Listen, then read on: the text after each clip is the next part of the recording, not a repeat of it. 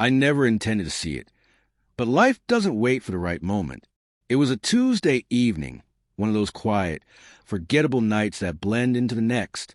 The TV murmured in the background. Dishes sat untouched in the sink, and silence filled a house where laughter used to live. Her phone was on a nightstand, screen facing up while she showered. Steam drifted under the door, and she hummed a tune I didn't recognize. Then the screen lit up. A single message flashed across it. So, same hotel tomorrow night. Can't wait to see you again. I froze. My mind went blank, the world blurring around me. Maybe it was a mistake. Maybe not meant for her. Maybe anything but what it looked like. Before I could take a breath, another message appeared. I'll bring the wine this time. Just bring yourself. My chest constricted. My throat felt dry. I'd never snooped through her phone, never even thought to. Trust had always been our cornerstone. Or so I believed. My hand trembled as I picked it up and opened the thread. And there it was. Weeks of messages. Plans. Excuses. Nights she'd claimed were for work, errands, or time with friends. All lies, wrapped neatly in routine. I didn't recognize the name, but I didn't need to. The tone said it all. It wasn't flirting. It was calculated secrecy. And tomorrow night was part of it.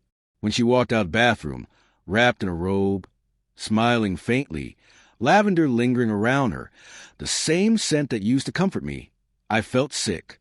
Because tomorrow, that scent would belong to someone else. I didn't say a word. I let her sit beside me on the couch, head resting on my shoulder, phone clutched tightly in her hand. I even managed a weak joke. She laughed, that same soft, familiar laugh, and it tore through me like glass. That night, I didn't sleep. I stared at the ceiling while memories replayed like cruel reminders. Every late night, every distant look, every excuse. I thought of our vows, for better, for worse, and wondered what they had meant to her. By morning, I knew I wouldn't scream or beg. I'd stop her quietly, coldly.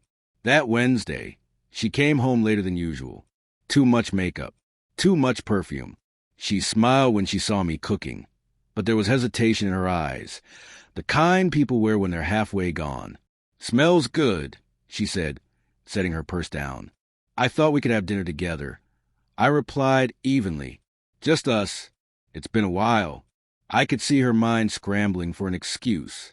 Actually, she began softly, I might need to step out later. Sarah from work. Don't lie to me, Anna. The color drained from her face. I know about the hotel. I said quietly, but my voice didn't waver. I know about him. Her lips parted, but no sound came. The mask she'd worn cracked. Guilt, panic, shame flickering across her face. You don't understand, she whispered. No, I snapped. I understand perfectly. You made a choice. You planned it. You were about to walk out that door and lie straight to me. Tears filled her eyes. It's not what you think. Then tell me, I demanded, why my wife couldn't just say she was done instead of sneaking around in hotel rooms. Silence. Then a small, broken voice. I don't know why I did it. I laughed, sharp, bitter. Convenient.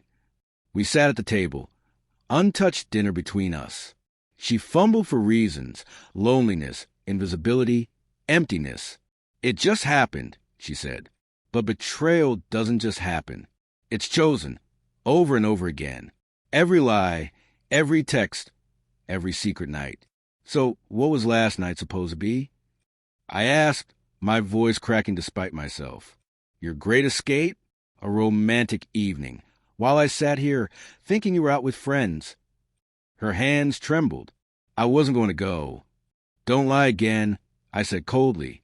You were dressed for him before you even walked through the door. She broke down then, sobbing. I made a mistake, Daniel. Please. I didn't mean to hurt you. But you did, I said, my voice hollow. The moment you sent that first message, you started hurting me. Every time you kissed me goodbye, you were already somewhere else. She reached for my hand. I pulled away. Daniel, please. I still love you. I shook my head slowly.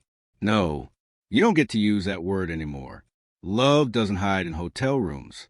Love doesn't lie through text messages. The rest of the night blurred, tears, desperate apologies, promises that meant nothing. She swore nothing physical had happened yet, as if that erased what she'd done. But the damage was already complete. The trust gone. The foundation rubble. That night, I packed a bag. She followed me from room to room, pleading through tears. Don't leave. We can fix this. I'll end it. I'll do anything. I stopped in the doorway, suitcase in hand. You were willing to risk everything for one night with him, I said quietly. And now you want me to believe you'd do anything for us? You ended us the moment you chose him. Her sobs echoed as I closed the door. That first night alone was brutal. A cheap motel room, a hard bed, and a ceiling that wouldn't let me forget. But as the days passed, the fog lifted. Her tears and apologies came too late, because when it mattered, she didn't choose me. People ask if I regret leaving, if I should have tried harder. But the truth? When someone shows you what your love is worth to them, believe them. Anna showed me. And the night I said, "Don't lie to me, I know about the hotel," was the night I finally set myself free. Because that's when I understood I deserved someone who never had to be stopped in the first place.